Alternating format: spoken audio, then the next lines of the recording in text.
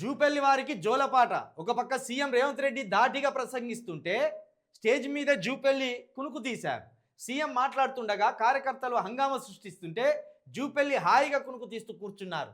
జూపల్లి కునుకు తీస్తూ కెమెరాకు చిక్కడంతో ఆ ఫోటో నెట్టింట వైరల్గా మారింది. మరి ఏం చేస్తాడు ఇప్పుడు? ఇక్కడ ఏమన్నా అద్భుతమైన ప్రసంగం ఇచ్చిండా రేవంత్ రెడ్డి గారు? రేవంత్ రెడ్డి గారి తీరు కావచ్చు, రేవంత్ రెడ్డి గారి భాష కావచ్చు, రేవంత్ రెడ్డి గారి ప్రసంగం కావచ్చు, వాళ్ళకి అలవాటు అయిపోయింది. ఇక ఈ టార్చర్ భరించవలసిందేరా. ఒక గంటో గంటన్నర పాటో నమిలి పారేస్తాడు. ఇక తిట్టిన తిట్టు తిట్టకుండా కేసీఆర్ను తిడతాడు.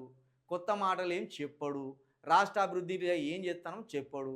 కాబట్టి ఇక తిట్ల కోసం ఇక మెలకువ ఉండి వినవలసిన అవసరం ఏమున్నది? కాసేపు స్టేజ్ మీద నిద్రపోతే అయిపోతుంది అనుకున్నాడు ఆయన. కాబట్టి ఇక నిద్రపోయిండు. ఇదేనా విజయోత్సవ సభలు? మంత్రులను తీసుకొచ్చి స్టేజీల మీద నిద్రపోమని చెప్పడమే విజయోత్సవమా? ఎట్లాగూ ఇంట్లో నిద్రపోతారు, ఆఫీసులలో నిద్రపోతారు, సభలలో కూడా నిద్రపోతాను ఆఖరికి.